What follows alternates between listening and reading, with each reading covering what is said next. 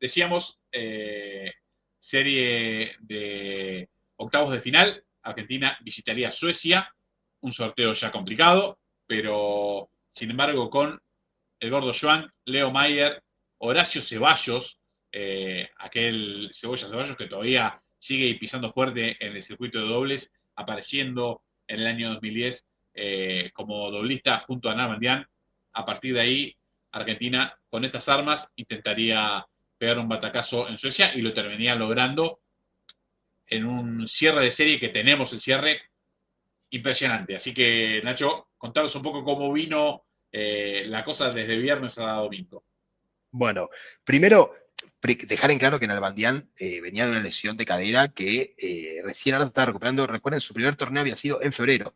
Desde mayo no jugaba, o sea, estuvo casi 9 meses ausente y había vuelto a jugar. Creo que si no, justo vuelve a jugar en Buenos Aires, en el torneo de ATP de Buenos Aires. eh, pero con un ranking muy, muy bajo, estaba abajo del puesto 100, si bien estaba en la época del ranking protegido y todo, ya empezaba a perder puntos y estaba creo que ciento y pico del ranking mundial ya de Albandián, pero bueno, volviendo, esa es la razón por la cual no lo vamos a ver el primer día de acción. Lo vamos a ver recién en el dobles y bueno, cuando lo tiraron en el quinto punto para decirle, bueno, David, volvé a salvarnos, hacé la de David y salvarnos de esta. Pero bueno, esa era su gran ausencia y su lesión de cadera, era la razón por la cual no podía jugar los 3 puntos. Hubo que elegir dos que lo juegue y uno fue, como bien decís vos, junto podemos decir, el mejor doblista de la historia de la Argentina, que es Horacio Ceballos, que, bueno, si hoy sigue jugando, imagínense, ahí nos vamos a decir que era un pibe, porque hoy está jugando con 40 años, pero bueno, estamos hablando de 15 años antes, tenía 25 años, Ceballos, y bueno, después como dijiste vos, ¿no? Un Schwank y un Mayer, un Leo Mayer que no parece, pero tuvo una gran historia de Copa Davis. Sí. Vamos a ver que en el primer día Schwank pierde con Soderling. Soderling, recordemos, por muchos años fue el único que le ganó a Nadal en Roland Garros. Creo que mantuvo ese récord durante 15 o 16 años, así que ningún nene de pecho. Y después Mayer le ganó a Joachim Johansson en 4 sets. Después de perder el primero, le gana los 3 siguientes, con lo cual dejaba la serie completamente abierta y completamente a pedir de David. A ver, lo de David es maravilloso, no hace falta ni decirlo. Yo me asumo como fanático de David Navandian en Copa Davis, pero la llave de esta serie es el partido de Mayer. Que Mayer Sí, haya dejado las cosas 1-1 el viernes es lo que abre la chance a Argentina, porque si no, sí iba a ser complicado tener que ganar los 3 puntos siguientes. En este caso, bueno, Leo logra una muy buena victoria, como contaba Nacho, y a partir de ahí el dobles hace pata ancha con una victoria tremenda, Nachito. sí, un Leo Mayer, recordemos que tiene récord de 11-3 en Copa Davis. O sea, recién decíamos, ¿no? Lo de Pico Mónaco con el récord negativo de 11-12. Leo Mayer ganó 11 de 14, un récord a la altura en porcentaje, al menos de lo que eran Nalbandián y el Potro. Eh, una locura lo de Leo. Y después, bueno, Argentina jugando el dobles, Nalbandián y Ceballos contra Lindstedt y Soderling. 6 corridos.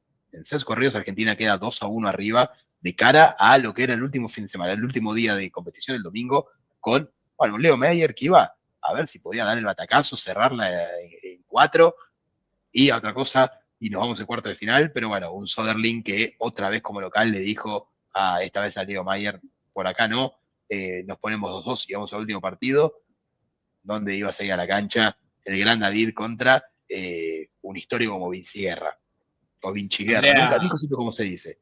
Andreas Vinci Guerra vendría a ser Vinci como, porque es Guerra, claro. italiano, ya es Vinci Italiano, Guerra, ahí está, es Vinci Guerra. italiano. Vinci Guerra contra Narmandian. Imágenes que tenemos de aquel partido, final de lo que sería el quinto punto de la serie entre Suecia y Argentina, como bien decía Nacho, disputada del 5 al 7 de marzo en el Kungliga de Estocolmo, Suecia, y David jugando el último game contra Andrea Vinci Guerra. Ray David en su vuelta al equipo de Copa Davis, vuelta con victoria ya en el día sábado y una vez más la mochila, la responsabilidad de llevar o no el punto a casa, llevar o no la victoria a casa. Eh, le gustaba le gustaba este clima a David, le gustaba jugar para la Argentina. Y una época que creo que lo hemos dicho ya, pero vale la pena destacar. Argentina no solo tenía una localidad muy importante, sino que era impresionante la cantidad de gente que llevaba cuando jugaba de visitante. Sí, Se movilizaban los argentinos del mundo, estuviera donde estuviera el equipo. Y bueno, de hecho, se dice que es por Argentina, ¿no? Que se termina modificando la regla del punto para el país local, ¿no? De punto de sanción cuando la gente no paraba de cantar, porque Argentina lo hacía de visitante y no había forma de pararlos. Bueno, eh, increíble. sí, un Nalbandián que, bueno, le ganó muy bien a Vinci Guerra, por primera vez lo estoy diciendo bien, eh, para llevar la serie 3-2 y bueno, ahí lo vemos al entrenador, capitán, mejor dicho, de Copa Davis, eh, Nalbandián que parecía que no se había ido del circuito en ningún momento, no parecía que había estado 8 o 9 meses parado y habiendo jugado el dobles el día anterior, si bien el dobles es mucho menos desgaste, no demostró ningún tipo de falencia física ni ningún problema para sacarse encima a Vinci Guerra. Sí, tal cual, tal cual. Eh, Además, pensemos que, si mal no estoy leyendo la planilla, Michiberra aparecía en el quinto punto y David ya había jugado el sábado, más allá de que no había sido un partido largo, bueno, para ser un jugador que estaba volviendo a los grandes escenarios, eh, realmente una victoria para destacar, una serie que realmente eh, se creía bastante perdida, ¿no? Yo recuerdo que eh, en aquel momento se pensaba que David no viajaba, termina viajando eh, medio de apurada, sumándose al equipo, con el objetivo de jugar el doble, como decía Nacho, y bueno, a la serie estar eh, igualada, le golpearon una vez más la puerta y dijeron, che, mira que te necesitamos en el quinto, así que salí a jugar y bueno, una vez más dio el presente el cordobés y ahí vemos la alegría del equipo argentino, sobre todo, eh, nada, con jugadores muchos más chicos ya de otra generación, como Mayer, como Schwank, como Horacio Ceballos, que sí son más contemporáneos a Del Potro que a Navandian, y sin embargo, David era, bueno, en esta época, como decir, campeador, ¿no? Lo sacabas, lo mostrabas y los rivales iban para atrás. Se había ganado un gran respeto en Copa Davis. Por ahí se ve la imagen también del Bonis, que era, bueno, el jugador que supuestamente iba a estar en el lugar de Navandian hasta que David confirmó su presencia. Eh, Nada, jugador importantísimo en la historia de Copa Davis y para Argentina una vez más demostrando su potencial todavía en un año que, bueno, a partir de acá se empezaba a abrir la puerta de decir, che, por ahí ahora no lo tienen tan en cuenta y sin embargo por ahí pegamos el batacazo del siglo y en un calendario complicadísimo nos terminamos metiendo en una nueva final, porque realmente la próxima serie iba a ser que nos ilusionemos todos, ¿no? Sí, Argentina eh, del 9 al 11 de julio, el Estadio Olímpico de Moscú iba a visitar una vez más a Rusia. ¿Cuántos enfrentamientos con Rusia en esta década, Nacho? sí, Impresionante. lamentablemente, ¿no? Porque Rusia siempre tenía un Sí, equipazo, ¿no? Ya lo dijimos en su siempre. momento, cuando arrancamos este recorrido, estaban Safin y Kafelnikov, que eran dos abonados al top 10, abonados a cuarto de final y semifinal de Grand Slam. Y cuando decís, bueno, ya está, ya se retiraron, menos mal, te quedan Davidenko y Yuzny. La verdad que claro, y vos siempre con uno de tus dos mejores tenistas o lesionado o que no va, era complicado, siempre estabas en desventaja contra ellos. Más, la primera vez que vimos que jugamos contra Rusia, la generación actual argentina estaba empezando a aparecer, por lo cual te ganaron muy purrete todavía, muy joven. Sí, claro. Después cuando pudiste, porque creo que Argentina lo enfrenta, si no me equivoco, corregime, en este periodo de serie lo enfrenta 5 veces y gana una sola vez. Sí, Y sí. fue como local en una primera ronda, la verdad que las victorias importantes fueron todas rusas en este periodo y siempre había la sensación que Argentina estuvo a nada de pasarlo, ¿no? Lo vimos, bueno, en lo que fue la final, lo que fue otra semifinal, lo vamos a ver ahora. Eh, Argentina siempre está ahí, siempre está ahí. Pero bueno, llegamos a esta serie contra Rusia, otra vez en Rusia, en Argentina, todos decíamos, bueno, otra vez somos boleta, acá nos tocó Davidenko y Yuzny, Argentina sin Del Potro, con un Albandián que estaba ganando puestos en el ranking, pero que, bueno, recordemos, en el último año debía haber disputado 20 partidos, en total, 30 partidos o mucho, con lo cual era una serie que parecía perdida desde el vamos. Sí, tal cual. Un escenario complicadísimo. David Nalbandian, Leo Mayer, Eduardo Yang y Horacio Ceballos. Y esta vez me parece que eh, con la variable de saber que David podía ser singlista, el capitán de Copa Davis, Tito Vázquez, utiliza dos doblistas argentinos que, bueno, después con el tiempo uno los vería teniendo buenos resultados en Grand Slam. Recordemos Claro, que, bueno, Ceballos, no hace falta ni que lo diga, lo dijo Nacho antes, el mejor doblista de la historia del país. Y Eduardo Yang también ha llegado a finales de Grand Slam, o sea que ha sido un doblista interesante. En este caso, arma una dupla y termina con una victoria bárbara el día sábado, que, bueno, es también la llave de esta serie porque David la empieza a abrir ganándole en el primer punto a Nikolai Davydenko en set corridos en Rusia, lo que realmente era un golpe en la mesa y un golpe de atención para el equipo ruso. Leo Mayer no pudo hacer nada y también pierde en set corridos ante Mikhail Yuzny. Como decimos, la dupla de Schwank y Ceballos se termina llevando en 4 sets la victoria ante Davidenko y Kunitsin. Y a partir de ahí, lo que decimos siempre, ¿no? Ver si Joan puede con Davidenko, que finalmente no podía y no pudo. Y cuando salía David en el quinto punto, ¿qué decíamos todos, Nacho? Ya ya está, está, ya está. ya está, David Ya no está, no pierde. importa, no importa quién le pongan enfrente, a Nalbandian no puede perder un quinto punto de Copa Davis y así fue. Así fue. Era automático. Lo que decías de Joan, muy cierto, acá empezó su gran carrera en dobles en el 2010, llegó a ser top 30 del mundo en esta categoría. Hasta ese momento no era un doblista tan conocido en el circuito, recién empezaba a jugar, y esta cosa, ¿no? Muchos tenistas argentinos que se veían lejos en el single decían, bueno, me especializo en dobles, a ver si me llaman. Porque las ganas de estar, lo dijiste vos, Dani, ¿no? Las ganas de estar en el equipo de Copa Davis y de ser parte de lo que era la selección argentina de tenis, era tan grande que había muchos que querían estar como sea, como de lugar, y yo creo que Schwank también de haber visto, dice, bueno, como doblista voy, gano, vamos a hacer una carrera lo más que puedan como doblista en el circuito también, para ver si me llaman. Bueno, eh, prueba viva Ceballos, que bueno, tuvo algunos problemas con la federación, que por la cual no participó en muchas series, o con algunos capitanes distintos, pero Ceballos llegó mejor doblista de la historia del tenis argentino, y acá lo demostraron, ¿no? O sea, una serie en la que los singles se repartieron, te lo define el dobles. Hay series obviamente que terminan 4-1 con el único punto ganaste el dobles o el único que prestes el dobles, bueno, pero en esta que vos sabías que iba a ser cerrado y que muy probablemente Nalbandian te gane los dos singles porque es Nalbandian por Copa Davis, el dobles era fundamental y Argentina se lo gana muy bien en Rusia para llegar al último día, como decís vos, ¿no? A un punto y sabiendo que juegan al Bandián. Obvio. O sea, si Schwank no rompe el PRODE, tenemos al Bandián.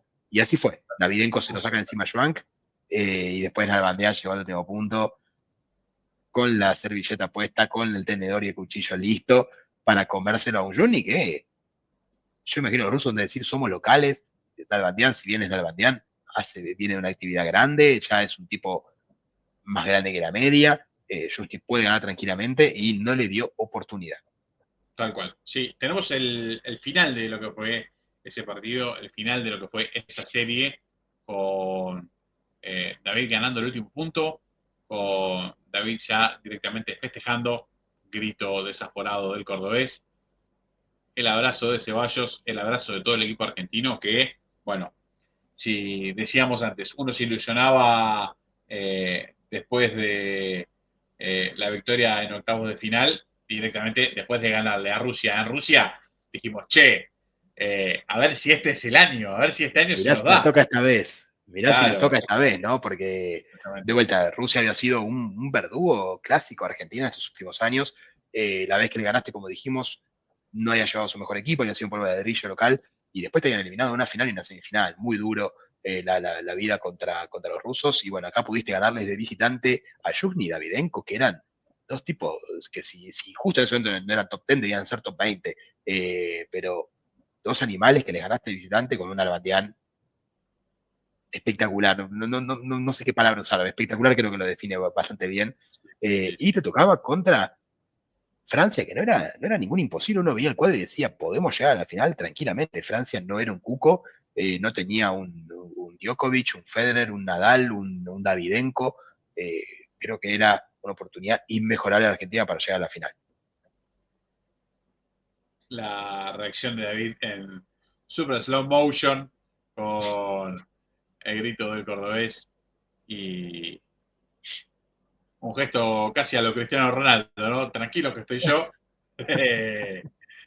sabiendo que, como decíamos siempre, ¿no? En este momento era el líder indiscutido de este equipo, le gustaba ese rol, se sentía cómodo también en él y, bueno, la puta que lo confirmaba en la cancha, ¿no? Porque esa es la otra parte, vos podés ser desde lo discursivo un líder tremendo, pero después los pingos se ven en la cancha, en este y en cualquier Sí, deporte, y Navardian ahí no dejaba dudas, era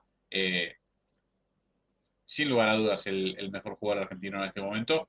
Y de su mano, Argentina iba a jugar la siguiente ronda ante el equipo francés, la ronda de semifinales de visitante ante Francia, partido que se iba a jugar en Lyon en el fin de semana del 17 al 19 de septiembre de 2010. Un equipo argentino que iba a estar conformado por Damián, por Pico Mónaco como ciclista y repetía otra vez la dupla del dobles que había ganado en Rusia, decíamos, Eduardo Schwank y Horacio Ceballos. sí, un Nalbandián que ya había vuelto a los puestos de top del ranking, ya estaba en el top 30, y enfrente estaba una Francia con un ascendente Gael Monfils, un muy joven Gael Monfils, pero que ya era también top 20 del mundo, y un Michael Lodra que era top 50, siempre era uno de esos tipos que estaba ahí en el circuito, que era top 100, pero nunca había llegado a ser top 10, top 20, y siempre se mantenía ahí en el ranking, como en su momento, por ejemplo, le pasaba a Chela y a Gaudio antes de explotar, o mismo le pasaba a Pico Mónaco por esta época. O sea, era una serie completamente abierta y la esperanza, obviamente, de Argentina de, con la bandera tenemos 2 puntos. Así que es ganar uno más. Y el que hay que ganar es a Lodrá, digamos, ¿no? Si vos le ganabas 1 o 2 puntos a Michael Lodrá o ganabas el doble con Joan y Ceballos, que ya habían probado que podían hacerlo y que los dos estaban jugando dobles, era cuestión de sumar 1 de 3 y después depender de Nalbandián. Sí, tal cual. Como todo lo lindo que tiene el deporte, uno puede hacer todo un análisis previo que se desaparece al instante de que empieza a rodar la pelota. Bueno, en este caso terminó siendo así. Argentina cayó y cayó sin atenuantes. Fue un 5-0, uno de los pocos en toda esta época, Nacho, en toda esta Sí, década. Argentina cayó y realmente lo hizo de manera contundente. Michel Lodrá le ganó a Juan Mónaco el viernes. Hizo lo propio Gael Monfils en 4 sets ante David Nalbandián. Bueno, cuando Nalbandián perdió, creo que la sí, sensación fue la gota fría de Carlos Vive. Bueno, nos cayó a todos, dijimos, ahora sí que sí. estamos mal. Y definía el dobles para ver si Argentina continuaba con vida. Tenemos alguna imagen de aquel partido entre Arnaud Clement, Michel Lodrá contra Eduardo Yang y Horacio Ceballos. Eh, Partido que ya a esta altura de las imágenes estaba prácticamente definido. Lo vemos a Arnaud Clement con ese look tan particular de anteojos y lentes, quejándose del público argentino, ¿no? Realmente este video con sonido ambiente es extraordinario. Argentina con el partido prácticamente perdido, miren el marcador, 2 sets para Francia, 5-2 para los franceses en el marcador y el público argentino alentando como si la cosa estuviera al revés, ¿no? Los Claro, franceses que primero se enojan y después empiezan a aplaudir, nada, festejando lo que era un espectáculo en sí mismo, que era el público de todos en Copa Davis. Eh, a partir de allí, bueno, parte de lo que sería el final de este partido, Argentina que ganaba ese game para quedar 5-3 para los franceses y a partir de allí, bueno, el que sería el game final del partido con un Michel Dorada desde el saque, una cancha muy rápida que favorecía mucho a los franceses. Eh, Iban a quedarse con este punto la dupla Gala con, decíamos, ¿no? Un doblista como Arnaud Clement, que, bueno, jugó muchísimos años. Hemos visto todos los que alguna vez practicamos algún deporte con raqueta o paleta, hemos visto muchísima gente imitando ese look de Arnaud Clement con una imagen lamentable realmente, porque él tenía todo el look y además jugaba bien. Claro. Vos después puedes tener todo el look, pero después hay que pegarle a la pelota. No, y además, corregime, pero tenía la particularidad de que le daba el drive de dos manos también. Sí, sí, sí, sí. Era al revés y drive a dos manos. Ahí Algo está. clarísimo. Sí, sí. El beso de la cábala que decían los franceses. Eh, bueno, cerrando una serie que realmente dejaba a Francia de cara a lo que sería una final ante Serbia, final que terminaba perdiendo porque los serbios se quedaban con la copa, pero Argentina ya en el día sábado, después de esta derrota, se quedaba sin chances. Eh, bueno, decíamos algo poco común en estos años, sin embargo, uno no podía decir que había sido una mala Copa Davis, por el contrario, en un año que se sabía difícil en la previa, con el Potro que no iba a estar, con una Bandián que venía de una lesión, llegaste hasta semifinales, bueno, no terminaste saliendo de la mejor forma, pero nada, no tiene nada de fracaso este año, por el contrario, fue un año positivo, fue un año para sembrar, para ver si finalmente podías armar tu equipo ideal en 2011 y a partir de ahí hacerte fuerte de cara a lo que sería, bueno, el sueño imposible de ganar la Copa Davis. El día domingo Gilles Simon le ganó a Eduardo Joan 7-6, 6-7 y 6-3 y Arnaud Clement hizo lo mismo con Horacio Ceballos 7-5, 6-1 para completar la derrota de la Argentina por 5-0 ante Francia, una derrota nada, sin atenuantes ante los franceses que se mostraron muy superiores en esta serie, que se quedaron como locales y, bueno, mandaron al equipo argentino a pensar ya en el año 2011. Sí, un año 2011 que iba a tener, bueno, como el 2010 tuvo el regreso de la bandera, en 2011 va a tener el regreso de Del Potro, un Del Potro que, bueno, se recupera finalmente de la lesión en la muñeca, y lo que decía Dani recién, ¿no? Queremos verlos a los dos juntos. Iba a tomar un poquito de tiempo, pero finalmente iba a llegar, y en qué momento iba a llegar justamente para Argentina, pero bueno, un sorteo inicial de Copa Davis muy, muy ameno para la selección, porque le toca en la primera ronda a Rumania, una Rumania, o Rumanía, como le dicen acá en España, una Rumania muy accesible, sin ningún jugador top, top, top del mundo, con lo cual Argentina, bueno, tiene, y encima de local, ¿no? Con lo cual tiene una gran ventaja para, de nuevo, como decía Dani, asegurarte el grupo mundial, asegurarte que un año más se hizo ahí y después ver qué pasaba. El cuadro había sido bastante accesible para Argentina, recién hubiese tenido su primer rival complicado, complicado, en lo que sería la semifinal. Pero bueno, nadie puede pretender ganar la Davis sin jugar contra algún top 10, digamos, sería ridículo que eso suceda, pero las primeras dos rondas le daban cierto aire a Argentina, más que nada por el tema de saber que iba a ser local sí o sí. Tal O cual. sea, pasara lo que pasara, Argentina iba a jugar de local hasta la semifinal, y eso, teniendo en cuenta que cuando vos ibas visitante te ponían canchas muy rápidas o canchas complicadas, ya lo vimos con República Checa, ya lo vimos con Francia, era importantísimo. Tal cual.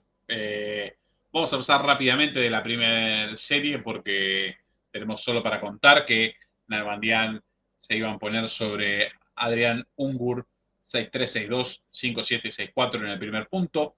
Pico Mónaco iba a hacer lo propio ante Víctor Janescu 7-6, 1-6, 6-1, 6-1 para tener la ventaja 2-0 el viernes para que Chela y Eduardo Joan salgan a jugar el día sábado en el dobles ante Víctor Janescu y Joria Tecau, bien tranquilos, sabiendo que, bueno, tenían un paracaídas grande por si la cosa no pasaba como tenía que pasar, sin embargo la dupla argentina iba a ganar en set corridos y a partir de ahí, bueno, tenemos imágenes de lo que será la actividad del día domingo, de lo que fue esta serie, cuando ya las cosas estaban, bueno, tranquilamente definidas para el equipo argentino, porque decíamos, viernes y sábado habían sido muy favorables. El domingo, Eduardo Schwank le iba a ganar a Víctor Criboy 7-6, 6-2 y Juan Mónaco iba a perder ante Adrián Ungur 4-6, 6-2 y 3-6 para Pico en la derrota